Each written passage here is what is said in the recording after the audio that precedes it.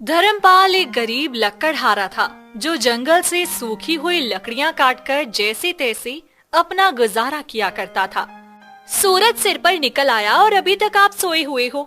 क्या आज भी आप जंगल में लकड़ी काटने नहीं जाएंगे? अरे अरे, क्या हुआ भाग्यवान, सुबह सुबह तुम फिर से चिल्लाने लगी। अरे हाँ हाँ, मैं जंगल में लकड़ियां काटने जरूर जाऊंगा, तुम चिंता मत करो। पूरे 1 महीने से आप घर पर बैठे हुए हो, जरा देखो तो घर में अन्न का एक दाना तक नहीं बचा है। आप तो वैसे भी काम पर नहीं जाते, कहो तो मैं ही सेठ जी के घर काम करने चली जाऊं? नहीं नहीं भाग्यवान, मेरे होते हुए तुम्हें कहीं काम करने की जरूरत नहीं है। तुम चिंता मत करो, मैं जा रहा हूँ काम पर। शाम तक दाल और चावल ले आऊंगा, तुम बस मेरी कुल्हाड़ी और एक मटके में पानी भर दो। हाजी, आप रोज रोज ये मटके में पानी क्यों ले जाते हो? भाग्यवान, तुम तो जानती ही हो, मैं जंगल की बस सूखी लकड़ियों को काटता हूँ और मटकी के पानी को हरे भरे पेड़ों की जड़ों में डाल देता हूँ, ताकि वे सब इतनी गर्मी में भी हरे भरे रह सकें। हाँ, इसीलिए तो आपके पास ज्यादा मुनाफा नहीं आता। अगर आप हरे भरे पेड़ों को भी काटते तो अच्छा खासा मुनाफा होता, और हम ऐसे गरीबी भरा जीवन नहीं जीते। भाग्यवान, मैं अपने जीते जी कभी हरे भरे पेड़ों को नहीं काटूंगा, चाहे हम कितना भी गरीब क्यों न हो जाए। भगवान ने जो दिया है हमें उतने में ही खुश रहना चाहिए। अब तुम ज्यादा बातें मत करो और मेरा सामान ला कर दो। धर्मपाल स्वभाव का बड़ा ही अच्छा आदमी था और सबकी मदद किया करता था, लेकिन वह थोड़ा सुस्त था और उसे सोना बड़ा ही पसंद था। कौशल्या अंदर से कुल्हाड़ी और मटके में पानी लेकर आई और धर्मपाल को दे देती है। धर्मपाल कुल्हाड़ी और मटके के पानी को लेकर जंगल की तरफ निकल पड़ता है। थोड़ी दूर चलने के बाद धर्मपाल जंगल पहुंच जाता है और एक विशाल वृक्ष के जड़ में पानी डालकर सूखी हुई लकड़ियां काटने लगता है। चलो, आज के लिए इतनी लकड़ी बहुत है, इतने में हमारा काम चल जाएगा। मैं एक काम करता हूँ, लकड़ियों को बाजार में बेच आता हूँ। माँ, घर में कुछ खाने के लिए हो तो दो ना, मुझे बहुत जोरों से भूख लगी है। बेटी तू चिंता मत कर, थोड़ी देर में तेरे पापा सामान लेकर आते ही होंगे। अरे अरे, मेरी प्यारी सी बिटिया को भूख लगी है क्या? हाँ, ये लो भाग्यवान, और जल्दी से कुछ खाने के लिए बना कर लाओ, फिर हम सब साथ में मिलकर बैठकर खाएंगे। कौशल्या धर्मपाल से सामान लेकर खाना बनाने अंदर चली जाती है और थोड़ी देर बाद वह सब खाना खाकर सो जाते हैं। ओफो, आज तो बहुत तेज गर्मी है, पूरा शरीर पसीने से भीग चुका है। मैं थोड़ी देर आराम कर लेता हूँ, फिर लकड़ी काटूंगा। धर्मपाल एक बड़े से पेड़ के नीचे जाकर बैठ जाता है। देखते ही देखते धर्मपाल सो जाता है। थोड़ी देर बाद उसे एक चिड़िया के बोलने की आवाज सुनाई पड़ी। चिड़िया की आवाज सुनकर धर्मपाल की आंखें खुल गई। अरे, ये तो किसी चिड़िया की आवाज है। लगता है किसी जंगली जानवर ने चिड़िया को पकड़ा हुआ है। मुझे जाकर देखना चाहिए, कहीं ऐसा न हो कि मेरे पहुंचने से पहले ही चिड़िया को कुछ हो जाए। धर्मपाल चिड़िया की आवाज का पीछा करते हुए जाने लगा। थोड़ी देर बाद धर्मपाल उस चिड़िया के पास पहुंचा और देखा कि एक चिड़िया पेड़ की डाल के नीचे दबी हुई थी। ओफो, जरा देखो तो, ये चिड़िया पेड़ की डाल के नीचे दबी हुई है। इस बेचारी को कितना दर्द हो रहा होगा। मुझे जल्द से जल्द चिड़िया को बचाना होगा। धर्मपाल तुरंत उस चिड़िया के ऊपर से डाल हटाकर चिड़िया को उठा लेता है। अब चिड़िया की जान बच चुकी थी, लेकिन चिड़िया के पंख टूट चुके थे और खून निकल रहा था। लगता है इस चिड़िया के पंख टूट चुके हैं, इसीलिए खून निकल रहा है। इस चिड़िया को यहाँ पर छोड़ना ठीक नहीं है। अब मैं एक काम करता हूँ, इस चिड़िया को अपने साथ घर ले जाता हूँ। कुछ दिन हमारे साथ रहेगी तो ठीक हो जाएगी। धर्मपाल उस चिड़िया को लेकर अपने घर चला जाता है। अजी, आप आज इतनी जल्दी क्यों चले आए? जंगल में लकड़ी नहीं मिली क्या? और आप हमसे ये क्या छुपा रहे हैं? जरा दिखाइए तो। अरे कुछ नहीं भाग्यवान, मुझे जंगल में ये चिड़िया घायल अवस्था में मिली थी, तो मैं इस चिड़िया को घर ले आया। वैसे भी ये कितनी छोटी चिड़िया है ना, भला ये कितना ही चावल खा पाएगी। हे भगवान, मैं तो आपसे परेशान हो चुकी हूँ। हमारे खाने का तो ठिकाना नहीं है और ऊपर से आप इस चिड़िया को भी ले आए। धर्मपाल कौशल्या की बातों पर ज्यादा ध्यान नहीं देता है और उस चिड़िया को ले जाकर पिंजरे में बंद कर देता है। भाग्यवान, अरे ओ भाग्यवान, थोड़ा सा चावल लाना तो चिड़िया को खिलाना है। अरे चावल कहाँ से लाऊं? जब घर में चावल होंगे तभी तो लाऊंगी ना। अरे भाग्यवान, इतना गुस्सा मत करो। मैं जानता हूँ तुम इस चिड़िया से गुस्सा हो, इसीलिए सब कह रही हो। चलो कोई बात नहीं, मैं ही जाकर ले आता हूँ। धर्मपाल चावल लेने के लिए कमरे में जाकर पतीले में देखता है तो पूरा पतीला चावल से भरा हुआ था। भाग्यवान, तुम तो कह रही थी कि घर में चावल नहीं है। जरा देखो तो, पूरा पतीला चावल से भरा हुआ है। कौशल्या चावल से भरे हुए पतीले को देखकर हैरान हो गई। अजी, मैं सच कह रही हूँ, आज सुबह मैंने देखा था तो पतीले में एक दाना भी चावल नहीं था। फिर ये पतीला चावल से कैसे भर गया? चलो छोड़ो भाग्यवान, जो हुआ सो हुआ। हमें इतनी छोटी सी बात को लेकर आपस में झगड़ा नहीं करना चाहिए। धर्मपाल चावल ले जाकर चिड़िया के पास रख देता है। फिर चिड़िया उस चावल को खाने लगती है। फिर अगली सुबह धर्मपाल कुल्हाड़ी और मटके में पानी लेकर जंगल में पहुंचा। आज जंगल में कहीं सूखा पेड़ दिखाई नहीं दे रही है। चलो थोड़ा और आगे जाकर देखता हूँ, शायद सूखा पेड़ मिल जाए। धर्मपाल जंगल के थोड़ा और अंदर गया, तभी उसे एक बड़ा सा सूखा हुआ पेड़ दिखाई पड़ा जिसकी जड़ों में एक सोने का सिक्का पड़ा हुआ था। चलो, आखिर मुझे पेड़ मिल ही गया। अब मैं जल्दी से इस पेड़ के कुछ हिस्से को काट लेता हूँ। लेकिन ये क्या चीज है जो सोने जैसा चमक रहा है? धर्मपाल पेड़ की जड़ से उस सिक्के को उठाता है। अरे वाह, लगता है ये सोने का सिक्का है। लेकिन ये यहाँ कैसे? जरूर कोई राजा महाराजा इस रास्ते से गुजरे होंगे और उन्हीं का ये सिक्का गिर गया होगा। धर्मपाल सोने का सिक्का पाकर बहुत खुश हुआ। भाग्यवान, ये देखो, आज मुझे जंगल में ये सोने का सिक्का मिला और आज अच्छी खासी लकड़ियां भी मिल गई, जिसे बेचकर कुछ पैसे मिले हैं। तुम इसे संभाल कर अपने पास रख लो। हाँ, आप ठीक कह रहे हैं, ये तो सोने का ही सिक्का है। लगता है अब हमारी गरीबी जल्द ही दूर हो जाएगी। हाँ, भगवान ने चाहा तो ऐसा ही होगा। लेकिन तुम ये सिक्का संभाल के रखना। जिसका गिरा है, अगर वो लेने आया तो हम ये सिक्का उसे वापस कर देंगे। मैं जरा चिड़िया को देख कर आता हूँ, उसका घाव पहले से कुछ ठीक हुआ या नहीं। धर्मपाल अपनी पत्नी से इतना कहकर चिड़िया के पास आया। फिर उसने देखा कि चिड़िया का घाव पहले से बहुत ज्यादा ठीक हो चुका था। अरे वाह चिड़िया रानी, जरा देखो तो, तुम्हारा घाव कितनी जल्दी ठीक हो रहा है। अब तुम जल्दी पूरी तरह से ठीक हो जाओगी। फिर मैं तुम्हें जंगल में छोड़ आऊंगा। उसके बाद तुम आजादी से रह सकती हो। फिर से आप उस चिड़िया से बात करने लगे। आखिर आपको इस चिड़िया से बात करके क्या मिलता है? अरे कुछ नहीं भाग्यवान, तुम परेशान मत हो। ये चिड़िया जल्द ही ठीक हो जाएगी। फिर मैं इसको जंगल में छोड़ आऊंगा। अब तो तुम खुश हो ना? हाँ ठीक है, कोई बात नहीं। तुम इस चिड़िया को जल्द से जल्द घर से बाहर निकालो, क्योंकि मुझे फालतू खर्च करना अच्छा नहीं लगता। थोड़ी देर बाद रात हो जाती है और वे सब सो जाते हैं। आधी रात होते ही वे चिड़िया कहने लगी, मैं और इस पिंजरे में नहीं रह सकती। ये पिंजरा मेरे लिए बहुत छोटा है। वैसे भी रात हो गई है, मैं थोड़ी देर के लिए पिंजरे से बाहर आ जाती हूँ।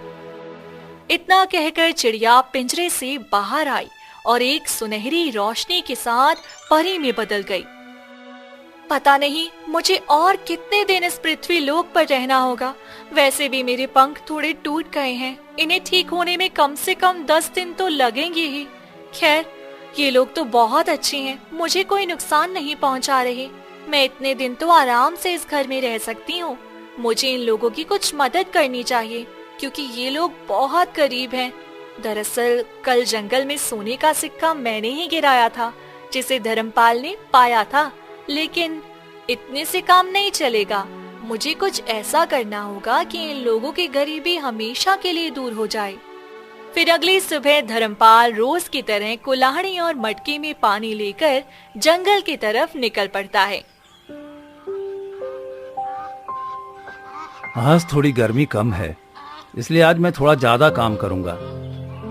इतना कहकर धर्मपाल लकड़ियां काटने लगा। तभी गलती से उसके हाथ से कुल्हाड़ी छूट गई और पास के तालाब में जा गिरी। हे भगवान, नहीं नहीं, ऐसा नहीं हो सकता। मेरे पास तो बस एक ही कुल्हाड़ी थी और वो भी तालाब में गिर गई, और बिना कुल्हाड़ी के तो मैं लकड़ी भी नहीं काट पाऊंगा। अब क्या करूं? धर्मपाल करता भी तो क्या करता। उसके बाद आंखों में आंसू लिए घर की तरफ निकल पड़ता है। अजी क्या हुआ? आपकी आंखों में आंसू? सब ठीक तो है ना? अरे भाग्यवान, मैं तुम्हें क्या बताऊं। दरअसल मैं जंगल में लकड़ी काट रहा था, तभी मेरे हाथ से कुल्हाड़ी छूट गई और तालाब में जा गिरी। हे भगवान, आखिर हमारे साथ ही ये सब क्यों होता है? अब तो हमारे पास इतने पैसे भी नहीं कि हम नई कुल्हाड़ी खरीद पाएं। कुल्हाड़ी ही तो हमारे जीवन का एकमात्र सहारा थी, और वो भी भगवान ने छीन लिया। लगता है अब हम सब भूखे ही मर जाएंगे। जाने दो भाग्यवान, अब जो होना था सो हो चुका। अब अफसोस करने से क्या फायदा। तुमने सुबह से चिड़िया को कुछ खाने के लिए दिया भी या नहीं? अजी घर में बस थोड़े से ही चावल है, इसलिए मैंने चिड़िया को कुछ खाने के लिए नहीं दिया।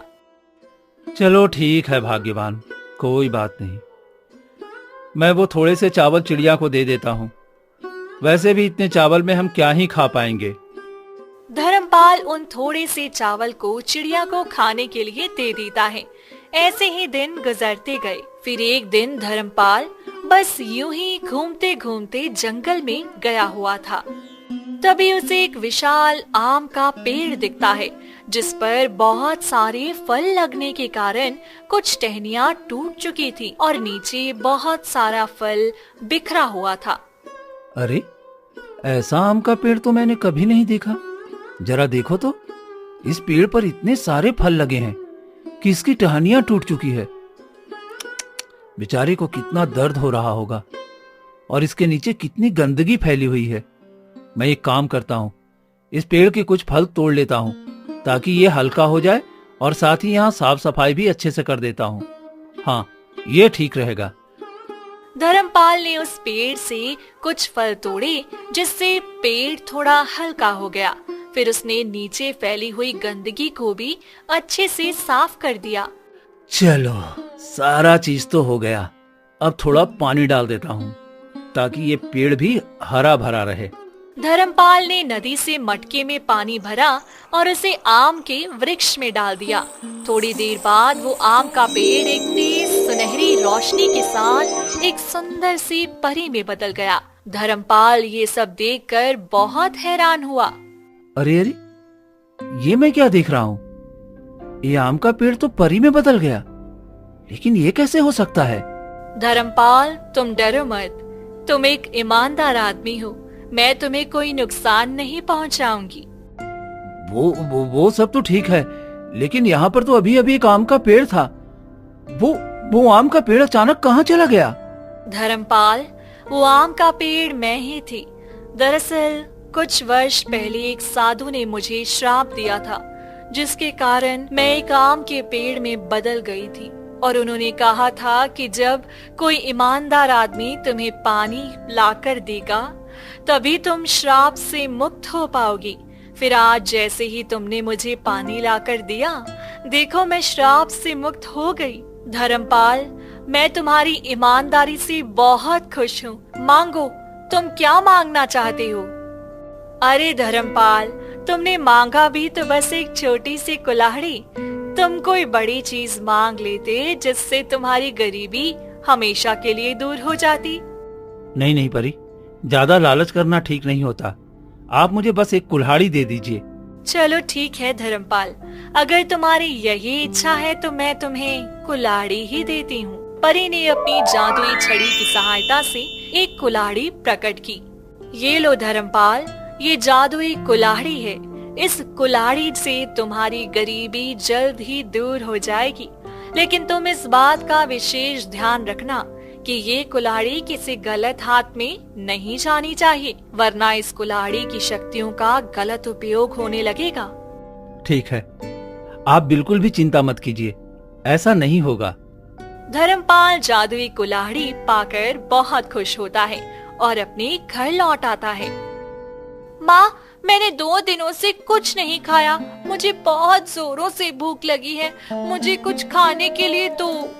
अरे, तुझे खाने के लिए कहाँ से दूं? घर में अन्न का एक दाना तक नहीं है। मटके में पानी रखा है, तू जाकर वहीं पे ले। जब देखो तब खाना खाना करती रहती है।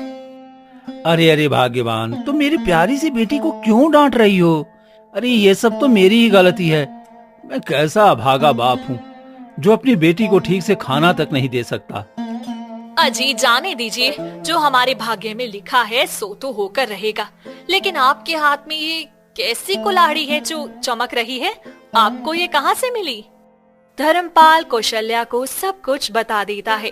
फिर कौशल्या धर्मपाल की बात सुनकर बहुत खुश होती है। अजी आप सच कह रहे हो? तब तो ये बहुत अच्छी बात है। हाँ भाग्यवान, मैं सच कह रहा हूँ। कल से मैं जंगल जाकर फिर से लकड़ियाँ काटना शुरू कर दूंगा। फिर तुम देखना, जल्द ही हमारी गरीबी दूर हो जाएगी। अगली सुबह होते ही धर्मपाल जादुई कुल्हाड़ी को लेकर जंगल में पहुंचा। तभी सामने उसे एक बड़ा सा सूखा हुआ पेड़ दिखा। चलो, पेड़ तो मिल गया। अब मैं जल्दी से लकड़ियाँ काट लेता हूँ। जैसे ही उसने कुल्हाड़ी चलाई, पूरा पेड़ कटकर जमीन पर आ गिरा। अरे अरे, ये कैसे हो सकता है? मैंने तो बस एक ही बार कुल्हाड़ी चलाई और ये पूरा पेड़ कैसे कटकर जमीन पर गिर पड़ा? जरूर ये उस जादुई कुल्हाड़ी का कमाल है जो मुझे परी ने दी थी। वाह, वो परी तो मेरे लिए भगवान बनकर आई थी। अजी क्या हुआ आपको? इतनी जल्दी लकड़ियाँ कैसे मिल गई? और आप ये लकड़ियाँ घर लेकर क्यों आए हैं? अरे भाग्यवान, तुम्हें पता है ये कुल्हाड़ी तो सच में जादुई है। इस कुल्हाड़ी में इतनी शक्ति है कि अगर मैं किसी भी पेड़ को इससे एक बार छू भी दूं तो वो तुरंत कट जाता है। मुझे ये बात पता ही नहीं थी। फिर जैसे ही मैंने एक सूखे पेड़ को इस कुल्हाड़ी से काटने की कोशिश की तो वो इतना बड़ा पेड़ एक ही पल में कट गया। हाँ अजी, अगर ऐसी बात है तो फिर हमारी कमाई पहले से 3 गुना हो जाएगी और हमारी गरीबी जल्द ही दूर हो जाएगी। हाँ भाग्यवान, तुम ठीक कह रही हो। कल सुबह होते ही मैं बैलगाड़ी लेकर जाऊंगा और ढेर सारी लकड़ी काटकर बाजार में बेचाऊंगा। अगली सुबह होते ही धर्मपाल अपने पड़ोसी से बैलगाड़ी लेकर जंगल की तरफ निकल पड़ता है और थोड़ी दूर चलने के बाद जंगल पहुंच जाता है और कुछ ही देर में ढेर सारा पेड़ काट देता है। चलो, मैंने आज कई पेड़ काट दिए हैं। अब मैं जल्दी से इन सारी लकड़ियों को बैलगाड़ी में लादकर बाजार में बेच आता हूँ। धर्मपाल ने लकड़ियाँ इकट्ठा करना शुरू किया। देखते ही देखते पूरी बैलगाड़ी लकड़ियों से भर गई। धर्मपाल बैलगाड़ी को लेकर बाजार पहुंचा और सारी लकड़ियाँ बेच दी। धर्मपाल रोज इसी प्रकार लकड़ियाँ काटता और बाजार में बेच देता। ऐसे करते करते कुछ दिनों बाद धर्मपाल गांव का सबसे अमीर व्यक्ति बन जाता है। फिर एक दिन, अरे अरे, कुछ दिन पहले तो धर्मपाल के पास खाने तक के पैसे नहीं थे और आज जरा देखो, धर्मपाल के पास धन दौलत गाड़ी सब कुछ है। यह अचानक इतना अमीर कैसे बन गया? हो न हो कोई रहस्य की बात है। मुझे जल्द से जल्द पता लगाना होगा। इतना कहकर राम गोपाल अपने घर चला जाता है। अरे ओ सरिता, सुनती हो? अरे जरा इधर तो आओ, मुझे तुम्हें बहुत जरूरी बात बतानी है। हाँ हाँ सुन रही हूँ। क्यों सुबह सुबह सांड की तरह चिल्ला रहे हो? सरिता, मैं कह रहा था कि तुम घर का काम काज करती ही रह जाओगी। तुम्हें पता है, आज से कुछ दिन पहले तक हमारे पड़ोसी धर्मपाल की हालत भिखारियों जैसी थी। फिर तुम ही सोचो, आज वो इतना अमीर कैसे हो गया? हाँ, ये बात तो आप ठीक कह रहे हैं। ये तो सच में सोचने वाली बात है। जिस आदमी के पास खाने तक के पैसे नहीं थे, आज वो आदमी इतना अमीर कैसे हो गया? हाँ भाग्यवान, हमें जल्द से जल्द इन्हें बर्बाद करने की योजना बनानी होगी। हाँ तो आप ही बताइए, अब हमें क्या करना चाहिए? अरे मूर्ख औरत, अरे मूर्ख औरत, तेरे दिमाग में तो कुछ आता नहीं है, तो कम से कम थोड़ी शांत रह। मैं कुछ सोच रहा हूँ ना। राम गोपाल थोड़ी देर इधर उधर घूमकर सोचता है, फिर कहता है, हाँ, एक योजना मेरे दिमाग में आई है। सुनो सरिता, तुम घर पर ही रहो। मैं जा रहा हूँ धर्मपाल के घर। वहीं पर जाकर सब कुछ पता करता हूँ, फिर वापस आकर तुम्हें सब कुछ बताता हूँ। ठीक है ना? हाँ जी, ये ठीक रहेगा। आप देर मत कीजिए, जल्दी जाइए। सच का पता लगाने के लिए राम गोपाल धर्मपाल के घर की तरफ निकल पड़ा। थोड़ी देर बाद वह वहाँ पहुँचा और खिड़की से चोरी छुपे अंदर झांकने लगा। फिर उसने देखा कि एक कुल्हाड़ी रखी है जो सुनहरी रोशनी से साथ चमक रही है।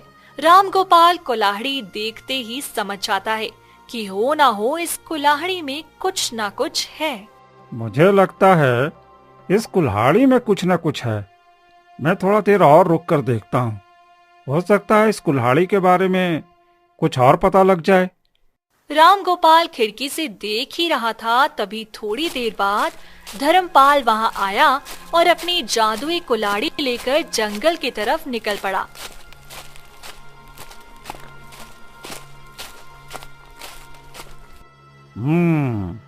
मेरा सोचना ठीक था। जरा देखो तो, धर्मपाल उस चमकने वाली कुल्हाड़ी को लेकर कहाँ जा रहा है। मुझे उसका पीछा करना चाहिए, फिर सब कुछ पता लग जाएगा कि असलियत है क्या। धर्मपाल बैलगाड़ी पर सवार होकर जंगल की तरफ जाने लगता है। वहीं दूसरी तरफ राम गोपाल भी धर्मपाल का पीछा करते हुए जाने लगा। थोड़ी देर बाद धर्मपाल जंगल के बीचों बीच पहुंच जाता है। अब मेरे पास काम बहुत ज्यादा बढ़ गया है। अब अकेले ये सारा काम नहीं किया जाता। मैं एक काम करता हूँ, 2-3 नौकर रख लेता हूँ। वो सब भी मेरे काम में थोड़ा थोड़ा हाथ बटा दिया करेंगे तो फिर अच्छा रहेगा। हाँ, यही ठीक रहेगा। अरे अरे, जरा देखो तो, धर्मपाल के पास कितना काम बढ़ गया है। वो 2-3 नौकर रखने की बात कर रहा है और वहीं मेरे पास एक फूटी कौड़ी तक नहीं है। नहीं नहीं, मैं धर्मपाल को ऐसे अमीर होते नहीं देख सकता। लकड़ियां काटने लगा। धर्मपाल को इतनी जल्दी जल्दी लकड़ियां काटता हुआ देख राम गोपाल बिल्कुल हैरान हो जाता है और कहता है, हाँ? मैं ये क्या देख रहा हूँ?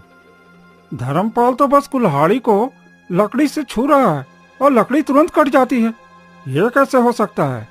अच्छा, तो धर्मपाल के अमीर होने का राज उसकी कुल्हाड़ी है। इसी कुल्हाड़ी की वजह से आज वो इतना अमीर है। अगर ये कुल्हाड़ी मेरे पास आ जाए तो मैं भी अमीर बन सकता हूँ। हाँ, मैं काम करता हूँ, कल सुबह होते ही मैं इस कुल्हाड़ी को चुरा लूंगा। ऐसे ही दिन गुजरते गए। राम गोपाल को कभी मौका ही नहीं मिला कि वो धर्मपाल की जादुई कुल्हाड़ी को चुरा पाए। फिर एक दिन राम गोपाल अपनी छोटी सी कुटिया के बाहर खाट पर बैठा हुआ था। अजी, क्या हुआ? आप घर के बाहर क्यों बैठे हुए हैं? अरे सरिता, तू यहाँ से चली जा तो। वैसे ही आज मेरा दिमाग बहुत खराब है। लेकिन आज आप इतना गुस्से क्यों हो रहे हैं? जरा मुझे भी बताओ तो। तुझे तो अच्छी बात समझ में आती ही नहीं, मैं तुझे क्या ही बताऊं। लेकिन जब तुम इतना कह रही है तो बता ही देता हूँ। मैं कई दिनों से धर्मपाल की कुल्हाड़ी चुराने की कोशिश कर रहा हूँ, लेकिन मुझे अभी तक अच्छा समय ही नहीं मिला कि मैं उस कुल्हाड़ी को चुरा पाऊँ। अच्छा, तो ऐसी बात है, इसीलिए आप इतना गुस्सा हो रहे हो। चलिए, कोई बात नहीं, आज रात को हम दोनों ही उसके घर चलेंगे और जब आधी रात को सब सो जाएंगे तब हम अच्छा समय देखकर उस कुल्हाड़ी को चुरा लेंगे। हाँ सरिता, ये ठीक रहेगा। आज हमें कैसे भी करके उस कुल्हाड़ी को चुराना ही होगा। लेकिन एक बात है सरिता, कभी कभी तुम्हारा दिमाग भी अच्छा चल जाता है। हाँ जी, मैं तो हमेशा अच्छा ही बोलती हूँ, लेकिन आप मुझे समझ ही नहीं पाते हो। चलो ठीक है भाग्यवान, वो सब तो ठीक है, अब बस शाम होने का इंतजार है। वो दोनों खाट पर बैठकर शाम होने का इंतजार करने लगे। थोड़ी देर बाद शाम हो जाती है। अजी, शाम तो हो गई है, चलो अब हम अपने काम को अंजाम देते हैं। मेरे कहने का मतलब है हम दोनों उसके घर चलते हैं। हाँ ठीक है भाग्यवान, जल्दी चलो।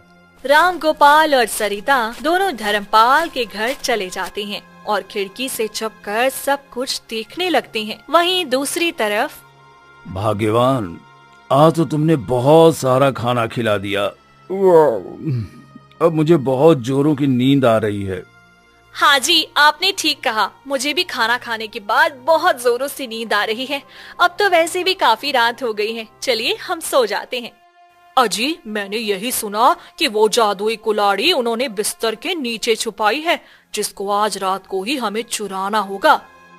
हाँ भाग्यवान, तुमने ठीक कहा, लेकिन थोड़ा और रात हो जाने दो, फिर हम दोनों चलेंगे।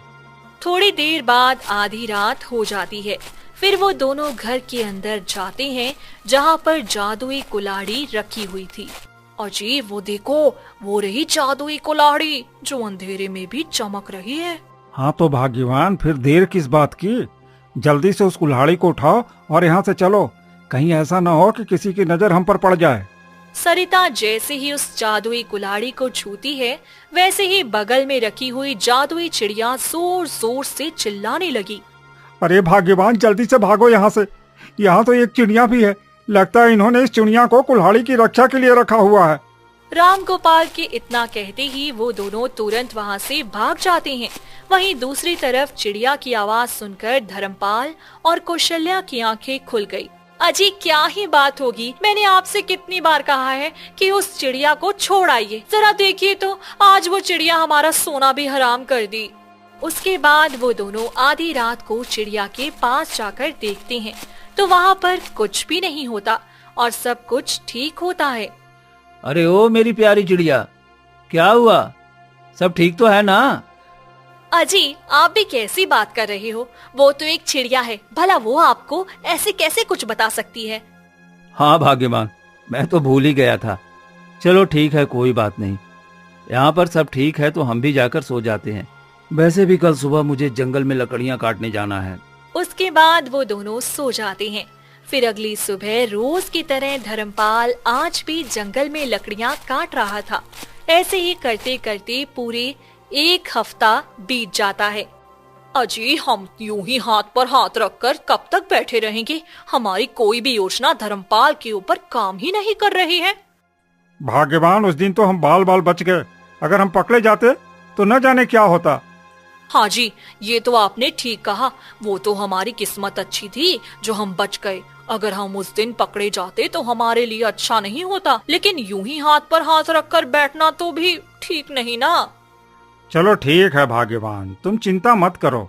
आज रात को हम फिर चलेंगे उसके घर, लेकिन हमें उस चिड़िया से बचकर रहना होगा। रात होते ही वो दोनों फिर से धर्मपाल के घर पहुँचे और खिड़की से चोरी छुपे देखने लगे। भाग्यवान, तुम बिल्कुल भी शोर मत करना। जब वो सब सो जाएंगे तब हम अंदर जाकर कुल्हाड़ी चुरा लेंगे। हाँ चलिए ठीक है, मैं थोड़ा भी शोर नहीं करूँगी। भाग्यवान, मैं काम करते करते थक जाता हूँ। काम का बोझ बहुत ज्यादा बढ़ गया है। मैं बहुत दिनों से 2-3 नौकर खोज रहा हूँ, लेकिन मिल ही नहीं रहे हैं। तुम्हारी नजर में कोई है तो बताओ। हाँ, मुझे पता है नौकर कहाँ पर मिलेंगे। आप बिल्कुल भी चिंता मत कीजिए। कल सुबह होते ही मैं उन्हें बुला लाऊंगी, फिर आप उन्हें सारा काम बता दीजिएगा। ठीक है भाग्यवान, रात बहुत हो चुकी है, चलो सो जाते हैं। इतना कहकर वे दोनों जाकर सो जाते हैं। वहीं दूसरी तरफ राम गोपाल और सरिता आधी रात होने का इंतजार कर रहे थे। थोड़ी देर बाद रात के 12 बज जाते हैं और चारों तरफ सन्नाटा हो जाता है। उसी समय वे दोनों घर के अंदर चले जाते हैं जहां जादुई कुल्हाड़ी रखी हुई थी। जादुई चिड़िया पिंजरे में सो चुकी थी। भाग्यवान, वो देखो, चिड़िया तो सो चुकी है। यही अच्छा मौका है, हमें जल्दी से कुल्हाड़ी को लेकर यहाँ से चलना चाहिए। अजीब बातें बाद में करिएगा, पहले वो देखिए, वो रही कुल्हाड़ी। रुकिए, मैं उस कुल्हाड़ी को लेकर आती हूँ। इतना कहकर सरिता तुरंत उस जादुई कुल्हाड़ी को उठाती है। चलो भाग्यवान, कुल्हाड़ी तो मिल गई। अब हमें जल्द से जल्द यहाँ से निकलना चाहिए। कहीं ऐसा न हो कि फिर से यह चिड़िया उड़ जाए और शोर मचाने लगे। वो दोनों कुल्हाड़ी लेकर तुरंत वहाँ से अपने घर जाने लगे। थोड़ी देर बाद चिड़िया उठती है और अपने आप से कहने लगती है, तुम लोगों ने इस जादुई कुल्हाड़ी को चुराकर बहुत गलत किया है। अब तुम दोनों को तुम्हारे कर्मों की सजा देने का समय आ गया है। मैं जानबूझकर सोने का नाटक कर रही थी ताकि देख सकूं कि तुम दोनों क्या क्या कर सकते हो। इतना कहकर चिड़िया पिंजरे से बाहर आती है और एक सुनहरी रोशनी के साथ एक परी में बदल जाती है और उन दोनों का पीछा करते हुए उनके सामने आकर खड़ी हो जाती है। ये देखकर वे दोनों बहुत डर जाते हैं। अरे अरे भाग्यवान, ये मैं क्या देख रहा हूँ? ये तो एक परी है। जल्दी से यहाँ से भागो भाग्यवान, वरना आज तो हम घर भी नहीं पहुँच पाएंगे। परी को देखकर वो दोनों भागने लगे। हमसे बचकर भागना इतना आसान नहीं है। तुम लोगों ने बहुत बुरे बुरे काम किए हैं, तो उन सब की सजा तो तुमको मिलनी ही चाहिए। परी ने अपनी जादुई शक्तियों से उन दोनों को एक रस्सी में बांध दिया। उसके बाद वो दोनों डरकर जोर जोर से चीखने लगे। उनके चीखने की आवाज सुनकर धर्मपाल और कौशल्या तुरंत भागे हुए आते हैं और सामने परी को देखकर डर जाते हैं। तुम दोनों डरो मत, मैं तुम्हें कोई नुकसान नहीं पहुंचाऊंगी। लेकिन तुम हो कौन, और राम गोपाल और सरिता भाभी को ऐसे बंदी क्यों बनाया है? दरअसल तुम्हारे घर में जो चिड़िया थी वो मैं ही थी, तुम सबको पता है। वो जादुई कुल्हाड़ी मैंने तुम सबको दी है और ये दोनों उस कुल्हाड़ी को तुम्हारे घर से चुराकर भाग रहे थे। आज तो इनके सारे कर्मों का हिसाब होकर रहेगा। धर्मपाल भाई, मुझे माफ कर दो और हमें इस रस्सी से निकालो। इस रस्सी के कारण बहुत तेज दर्द हो रहा है। इन सबको जाने दो परी, इन सबको अपनी गलतियों का पछतावा है। आज के बाद ये सब ऐसी गलती कभी नहीं करेंगे। ठीक है, तुम्हारे कहने पर आज मैं इन्हें माफ कर देती हूँ, लेकिन अगर आज के बाद इन्होंने कोई भी बुरा काम किया तो ये बच नहीं पाएंगे। इतना कहकर परी अपनी जादुई छड़ी से रस्सी को खोल देती है। तुम लोगों ने मेरी बहुत देखभाल की, मैं उसके लिए हमेशा तुम लोगों के शुक्रगुजार रहूंगी। लेकिन अब मुझे परी लोग लौटना होगा। तो क्या आज के बाद तुम हमसे कभी नहीं मिलने आओगी? नहीं नहीं, ऐसी कोई बात नहीं है। मैं हर पूर्णिमासी की रात तुम सबसे मिलने आया करूंगी, लेकिन अब मुझे जाना होगा। इतना कहकर परी आसमान की गहराइयों में खो गई। उस दिन से वो सब हंसी खुशी रहने लगे।